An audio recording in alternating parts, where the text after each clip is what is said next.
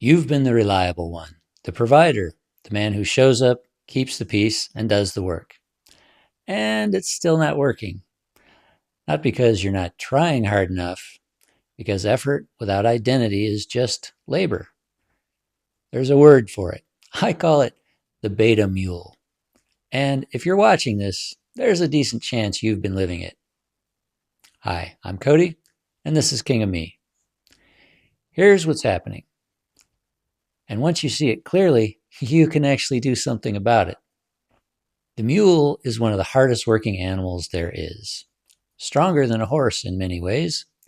Reliable, durable, it gets the job done. But here's the thing about a mule. It doesn't choose where it wants to go. It doesn't lead. It just carries the load. That's a beta mule, not a weak man, certainly not a lazy man. A man who's built his entire life around being useful and, somewhere along the way, forgot to build himself. He shows up, he provides, he makes himself indispensable, but he's operating on someone else's compass. Usually his woman's, sometimes his boss, the kids, or just whoever makes the most noise. He's expected to be reliable, but not to lead. He might be appreciated in the way you appreciate a good appliance. But respected? No. And the man usually knows it. He can feel it in the way she talks to him, in the way his opinion never carries much weight, in the way he's always managing her emotional state instead of leading the relationship. Here's what I want you to hear. This is not a character flaw. It's simply a gap in knowledge, and that's fixable.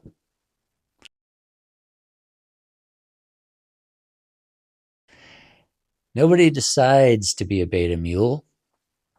You didn't sit down one day and think, I'm going to outsource my sense of direction to everyone around me, especially her. No, it happens through drift. 1,000 small concessions, each one seeming reasonable in the moment. You know, like the first time you swallowed what you actually wanted just to keep the peace, and then the second time and the third until it just became your operating system.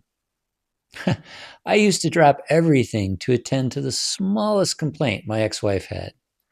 Like, the queen has spoken, better jump, or lest she cry, off with his head. Maybe you recognize that. The moment where you chose approval over direction, and then it happened again and again, and so on. Over time, you optimized for keeping things smooth. You got really good at reading the room, at managing everyone else's emotional state, at being useful. But you lost track of what you actually wanted, what you actually thought, what kind of man you decided to be. So here's the thing. You didn't fail.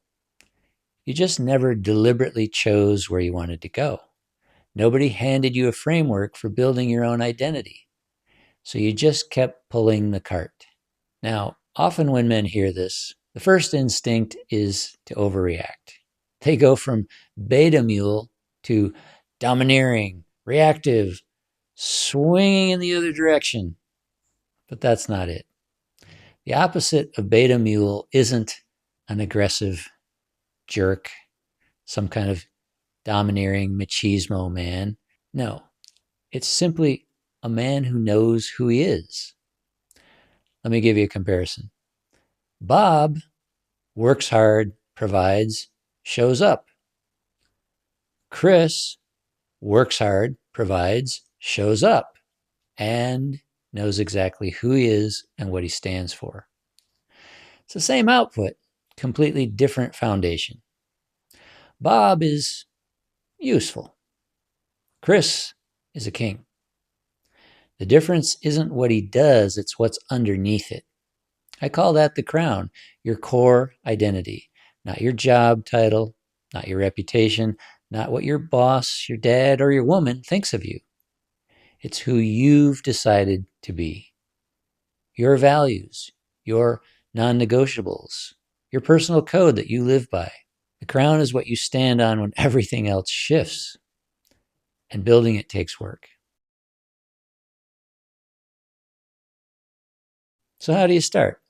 Ask not, what do I want to achieve? Ask, who have I decided to be?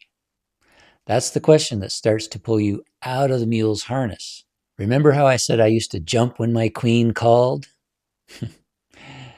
These days, if my woman asks for help, I quickly assess how urgent it is. And if it can wait, I finish whatever I'm working on first. I'll work on that after I'm finished here, probably about an hour or so.